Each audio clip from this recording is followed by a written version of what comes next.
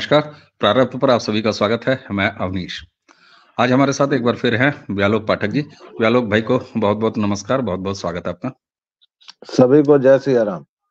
जी दर्शकों, कोई भगवान राम को मांसाहारी बता रहा है, तो कोई मर्यादा पुरुषोत्तम भगवान राम के रामलला विराजमान के रूप में स्थापित होने वाले मंदिर को गैर जरूरी बता रहा है। याद कीजिए, इतिहास में भी ऐसा हुआ है। कभी अस्पताल, कभी शौचालय तक की बात की गई है। क्या क्या कहें, आप सबको पता है। लेकिन अब जब सुप्रीम कोर्ट के फैसले के बाद तमाम करोड़ों करोड़ों सनातनियों की ये इच्छा जो सदियों से चलती आई, वो पूरी होने जा रही है, तो अब भी विश्व वमन रुक नहीं रहा है। आप सबको पता होगा, अजितेंद्र अहवाड नाम के एक एनसीपी के नेता हैं। वो तो साहब नॉन वेजिटेरियन और वेजिटेरियन की लड़ाई छेड़े बैठे हैं। मर्यादा पुरुषोत्तम भगवान राम को नॉन वेजिटेरियन कह रहे हैं। बहरहाल, भोजन संस्कृति की बात कर रहे हो सकती है कि उनकी हिंदू संस्कृति उन्हें ये सिखाती हो। ये शरद पवार गुट के नेता हैं, ये ध्यान रखिएगा।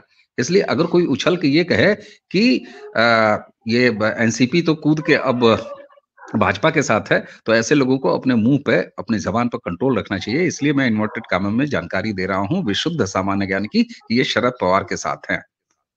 दूसरी तरफ तेजस्वी यादव, आहा, मधुबनी गए, कह रहे हैं कि साहब अस्पताल चाहिए, लेकिन अपनी बिटिया का मुंडन कराने चले जाते हैं तिरुपति बालाजी। उनके पिताजी के नाम से कहां कहां कब कब यज्ञ चलते हैं, मंत्र फूंक झाड़ क्या क्या चलता रहा है, ये अलग बात नहीं। व्यालोक भाई सर, ये कब तक राक्षस उछलना जारी रखेंगे? चाहते क्या हैं? ये पैर पर कुल्हाड़ी है या कुल्हाड़ी पर पैर है? नहीं नहीं, कुल्हाड़ी उल्हाड़ी पर पैर वैर नहीं है। ये राक्षसों के जो निहित कर्म हैं वो हैं। विषधर राहुल भी राम नामी ओढ़ लेता है, काल नेमी ने भी ओढ़ी थी। भाई, प्रियंका चली जाती है उज्जैन महाकालेश्वर, क्योंकि हमारे जो भगवान हैं वह अब्राहमिक जो पॉलिटिकल थॉट्स हैं, जिसको मजहब कह दिया गया है या रिलीजन कह दिया गया है, बेसिकली जो पॉलिटिकल थॉट्स हैं, उसके किसी पैगंबर या मसीहा की तरह हमारे भगवान कहीं कोई आपत्ति तो दर्ज करते नहीं है। वे सबके हैं और सब उसके हैं। तो कोई भी कहीं चला जाता है मुंह उठा के। आपको याद होगा कि प्रियंका गांधी तथा कथित महाभिषेक करने गई थी उज्जैन में, और इन राक्षसों को चूंकि पता नहीं होता है दैविक पद्धति क्या होती है अर्चना की, तो उनके दाहिने भाग में कमलनाथ जी बैठे थे। अब इसका जो मतलब लगाना है दर्शक और श्रोता सुधी गण है वो लगा सकते हैं। उसी तरह विषधर राहुल जो है वह कई बार रामनामी वगैरह ओढ़कर निकल पड़ता है, रुद्राक्ष पहन लेता है, त्रिपुंड लगा लेता है। ये जो तेजस्वी गया था मुंडन कराने, उसको इसी क्रम में रखिए। ये कालनेमी है, ये मूलतः राक्षस ही है, और मूलतः ये जो कह रहे हैं वही इनका स्वभाव है। लेकिन गलती से कभी कभार इस देश की जनता चूंकि धर्म प्राण है, इसलिए उसको लुभाने और उसको बहकाने के लिए ये लोग कुछ कुछ ऐसे प्रपंच करते रहते हैं। जैसे एक बार का चुटकुला सुनिए। पिंकी बेबी ने, जिसकी नाक दादी की नाक से मिलती है, उसने कहा कि उसकी मां सरस्वती पूजा के दिन उसकी जेब में पीले अक्षत रख देती थी। अब यही सुनना बाकी है कि एंटोनियो माइनो जो हैं, उन्होंने 108 दिनों का कोई व्रत या कोई तपस्या कर ली, या फिर उन्होंने दुग्ध से या किसी भी तरह से महादेव का पूर्ण जो मस्तकाभिषेक होता है वो कर दिया। अब यही सुनना बाकी है, उसके बाद मैं ये सब बोलना बालना बंद कर दूंगा। उसी तरह अभी एक चुटकुला आपने देखा होगा, दर्शकों ने देखा होगा, जब विषधर राहुल अपनी माँ के साथ मिलकर वो पता नहीं क्या एक अजीब सा फल कुछ तोड़ रहा है और उसकी चटनी वटनी बना रहा है, और उसमें एंटोनियो माइनो कहती हैं कि हर हर की दाल और चावल खाना है। अब चावल कैसे खाया जाता है भगवान जाने, हम लोग तो भात खाते हैं, और हर हर की दाल इसकी मतलब हरहर की दाल क्या होती है उसका तो शोध करना पड़ेगा, क्योंकि हम लोग तो अरहर की दाल खाते हैं, राहर की दाल खाते हैं, मूंग की दाल खाते हैं। ये हरहर की दाल कोई नई प्रजाति आई होगी इटली से। इन मूर्खों को ये नहीं पता है कि इस देश में इससे कोई फर्क नहीं पड़ता है कि आप रोजेटी खाएं या ब्रोकली खाएं या क्या खाएं। और बल्कि 800-900 वर्षों की मानसिक गुलामी और दैहिक गुलामी ने इस देश में वह दास्ता पैदा की है कि लोग तो अब रोजेटी को और ब्रोकली को न्यू फूड मानते हैं। पालक के साग की तरह वो या बंद गोभी की जगह लोग लेट्यूस खाते हैं सैलेड में, यू नो। तो ऐसा कुछ नहीं है, इसलिए इस नाटक की जरूरत नहीं थी। अब बात तेजस्वी की। तेजस्वी ने जिस दिन यह बयान दिया है उसके ठीक अगले दिन वह बोधगया मंदिर गया है, आप देखिए। और उसने मधुबनी में जो बयान दिया है, मैं जो बार बार, मेरी कर्म भूमि जन्मभूमि बिहार है, मैं मिथिलांचल का हूं, मैं मैथिल हूं, मेरी एक पहचान मैथिल की भी है और मेरी एक पहचान भोजपुरिया है। मेरे पिता पक्ष की ओर से मैं भोजपुरिया हूँ, माता के पक्ष से, और मेरा तो सब कुछ मिथिला में हुआ है, तो मैं मैथिल भी हूँ। लेकिन मैं जो गरियाता हूँ बिहारियों को या मैथिलों को, वो इन्हीं सब वजहों से।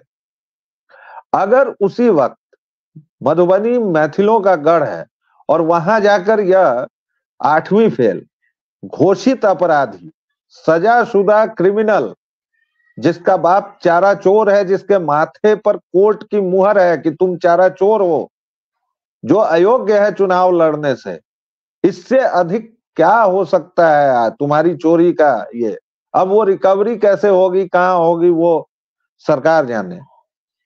उसका 8वीं फेल लड़का जो पैदा होते ही अरबपति था, जब यह 3 वर्ष का था तब इसके माँ बाप पर मुकदमा चल रहा था और तब पता चला था कि तेजस्वी यादव तो अरबपति है, 3 साल का था।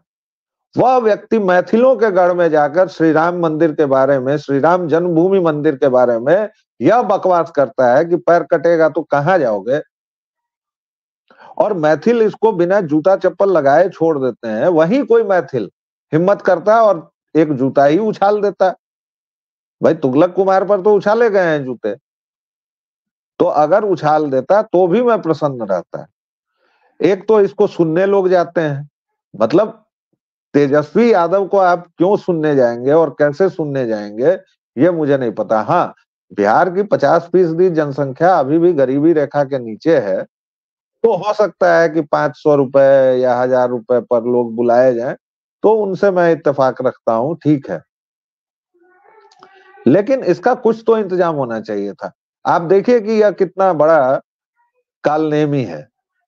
यह उसके अगले दिन जाता है बोधगया के मंदिर और वहां से कहता है कि मुझे सीएम नीतीश कुमार ने जो निर्देश दिए हैं मैं उसके मुताबिक काम कर रहा हूं, वगैरह वगैरह। ये करता है अपना, ठीक है। और उसके बाद वहां जाके ये पूरी विधि से पूजा अर्चना करता है, या मजारों पर जाता है। वहां सबसे महंगी जो वो सब क्या चढ़ाते हैं मजारों पर, मैं तो नहीं गया हूं, आप गए हैं कभी मजार? मैं गया, अच्छा, गए हैं चढ़ाया तो नहीं है, आपको चढ़ाते हुए देखा है, चादरें चढ़ाते हैं। जो भी मैं चढ़ाते हैं तो वो उसमें कोई सिल्क चढ़ाता होगा, कोई कुछ, मतलब महंगी चादरें भी चढ़ाते होंगे। मैं जियारत करने मजार नहीं गया, रिलीवेंट करने मजार जरूर गया हूँ। जी। तो ये भाई साहब मजार पर फुलवारी शरीफ के बड़े मजे से चादर चढ़ाते हैं। और मैं जो बार बार इसको क्रिप्टो क्रिश्चियन कहता हूं, कई लोगों ने मुझसे पूछा, आपके मंच पर भी मैंने कहा है कई बार कि ये क्रिप्टो क्रिश्चियन है, इसने एक ईसाई लड़की से शादी की है। आप देखिए, अब्राहमिक जो पॉलिटिकल थॉट्स हैं, चाहे वो इस्लाम हो या क्रिश्चियनिटी हो, वह बिना कन्वर्जन के मान ही नहीं सकती है, क्योंकि उसका अंतिम सत्य वही है, पूरी दुनिया को काला कर देना है। चाहे वो ईसाइयत हो चाहे इस्लाम हो, पूरी दुनिया में जो खूंरेजी कत्लो गारत जितना भी मचाया है इन लोगों ने मचाया है।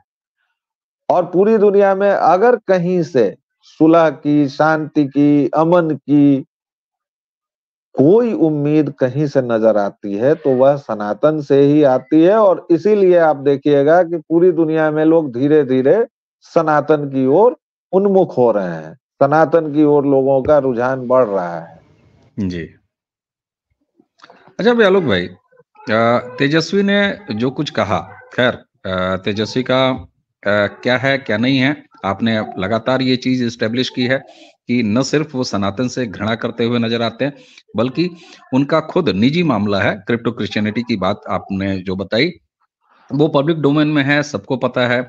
एम के स्टालिन, जिनका लड़का सनातन के नाश की बात करता है, उसी एम के स्टालिन के घर पर, उनके डाइनिंग पर बाकायदे एक समधी की तरह लालू प्रसाद यादव और तेजस्वी यादव सपत्नीक जाके भोजन वगैरह भी कराए हैं।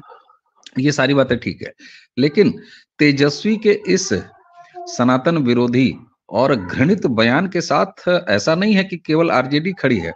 नीतीश कुमार की पार्टी के लोग भी तो उनका समर्थन कर रहे हैं।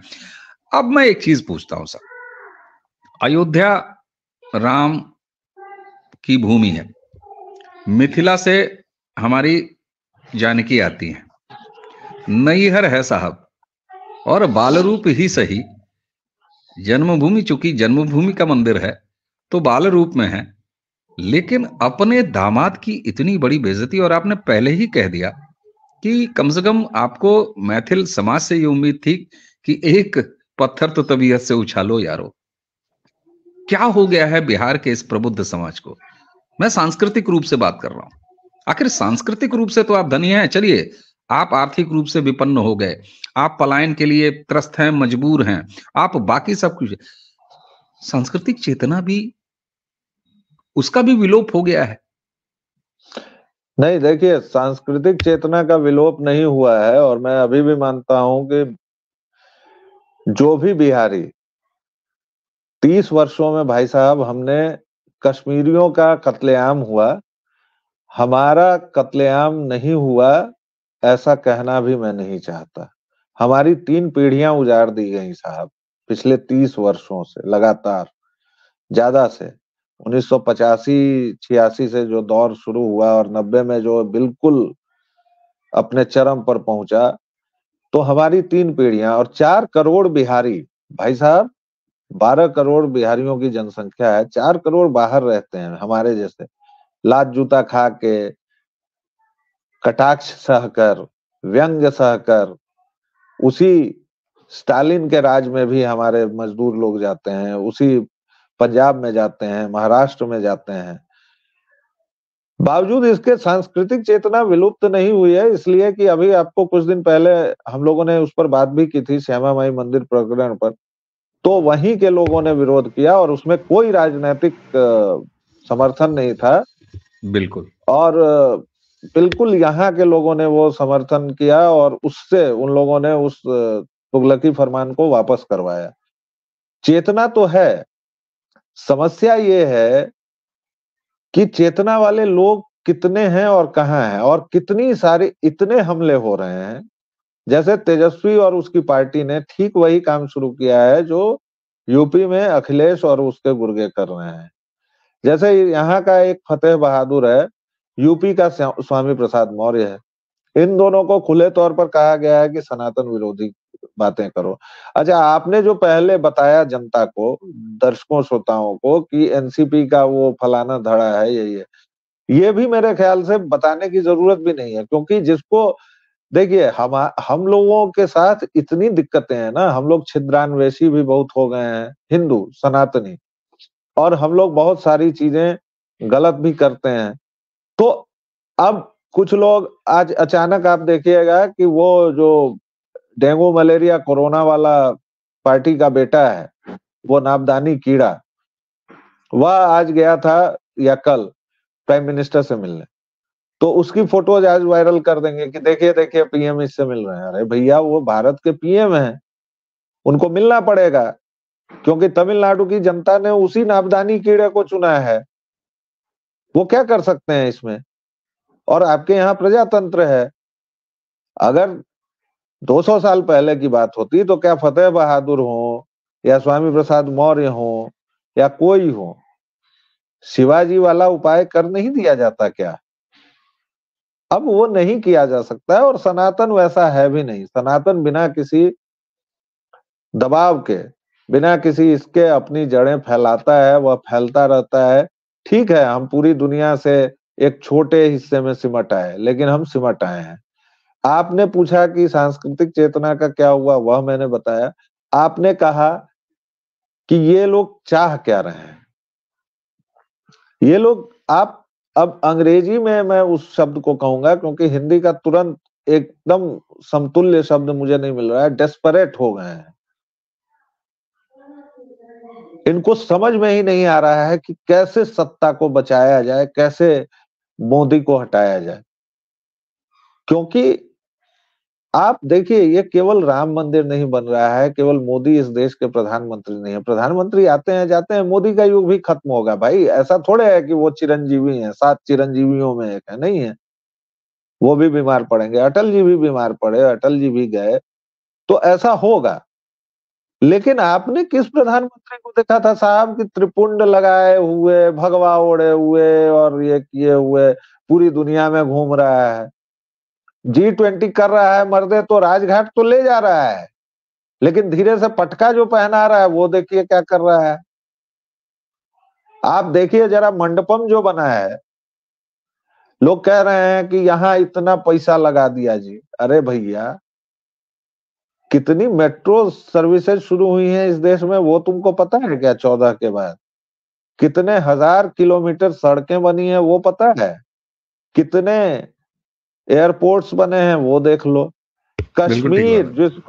कश्मीर जिसको तुमने 3 परिवारों की संपत्ति बनाया था, वहां एफिल टावर से ऊंचा ब्रिज बन गया, अगले महीने से शुरू हो जाएगा। और ठीक मैं बात, जाता रहूंगा बहुत, लेकिन आप बिल्कुल ठीक बात है। अच्छा, जिस मंडपम की आपने बात की, अरे उस मंडपम में कोई आरएसएस की शाखा थोड़ी ना लगेगी, कोई भारतीय जनता पार्टी का अधिवेशन थोड़ी ना होगा। अरे याद करो भाई, वो इंटरनेशनल इवेंट्स के लिए है, वही प्रगति मैदान है ना, जिसको तुम भारत की प्रगति के लिए जाने जाते हो, जहाँ पे अलग अलग ट्रेड फेयर्स लगते हैं।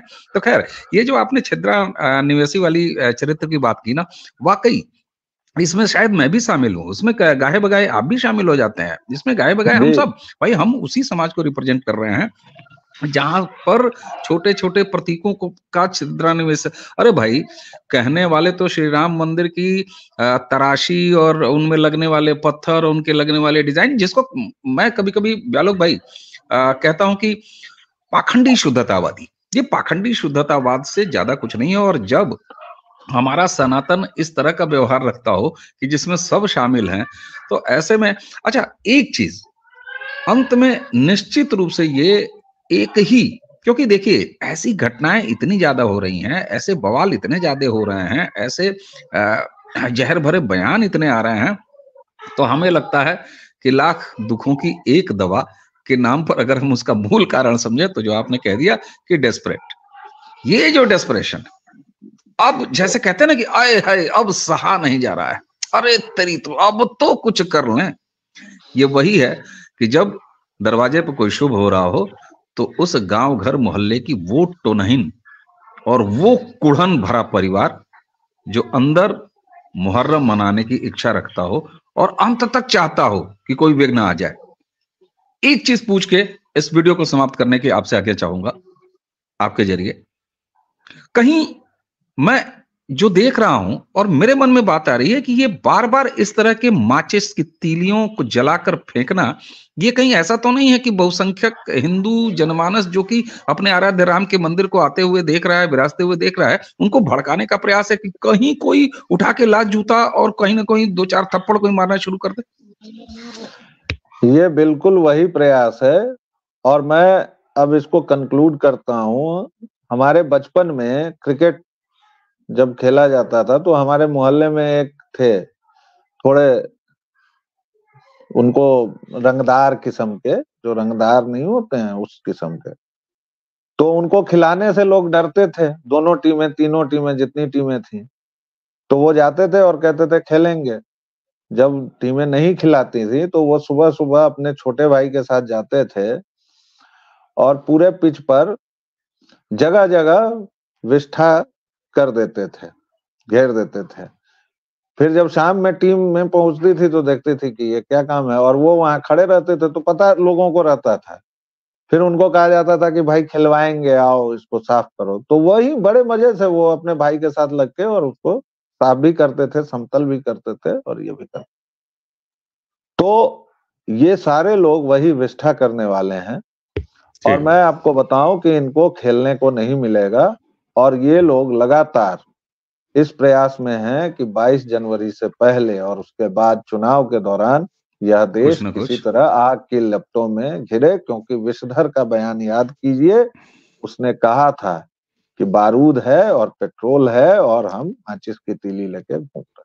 अरे वो तो इतने ओजस्वी कि आप कह रहे हैं बारूद है और पेट्रोल है, वो तो केरोसिन, जिसका कि अब इस्तेमाल बहुत कम हो गया है, मतलब अद्भुत चीज खोज के ले आए, केरोसिन शब्द इस्तेमाल करते हैं।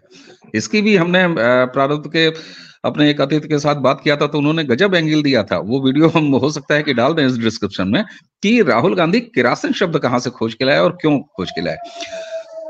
व्यालोक भाई, राम तो आ रहे हैं, बहुत सारे लोग अब ये भी सवाल उठा रहे हैं कि राम गए कहां थे। अरे बिल्कुल साहब, हाथ जोड़ के माफी, राम जी कहीं नहीं गए थे। राम जी अपने नए मंदिर में जा रहे हैं, जो उन्होंने रामलला विराजमान के रूप में पार्टी बन के कोर्ट से खुद जीता है, तो वहां जा रहे हैं। राम जी जाएंगे, और आपने कहा कि ये ऐसे माहौल में खुले में शौचालय खोल के बैठने वालों की भी कमी नहीं रहेगी। ये आते जाएं, लेकिन भला हो। और मैं प्रणाम करता हूं इस देश की बहुसंख्यक जनता को, इस देश के सनातनियों को, इस देश के हिंदुओं को, कि वो अपने रामलला को विभोर होकर देख रहे हैं। और इस तरह के विष्ठा वमन से कहीं भी अभी तक कम से कम ऐसी कोई घटना नहीं आई है जो ये भड़काने का प्रयास कर रहे हैं। लेकिन हम भड़क नहीं रहे हैं, और शायद यही वजह है कि ये और ज्यादा भड़क रहे हैं। बहरहाल, इनको इनका भड़कना मुबारक हो, और देश, समाज, भारतीय संस्कृति को राम जी मुबारक हो। व्यालोक जी, आपको हमारा प्रणाम मुबारक हो। हालांकि मेरे मुबारक मुबारक शब्द पर भी कई पाखंडी शुद्धतावादी कहेंगे कि लो साहब, ये इजाजत मांगते हैं, मुबारक कहते हैं। बहरहाल दर्शकों, ये थे व्यालोक जी के विचार जी, और इसी के साथ जय सिया राम बोलते हुए आप सभी से लेते हैं आज के लिए विदा। नमस्कार। नमस्कार।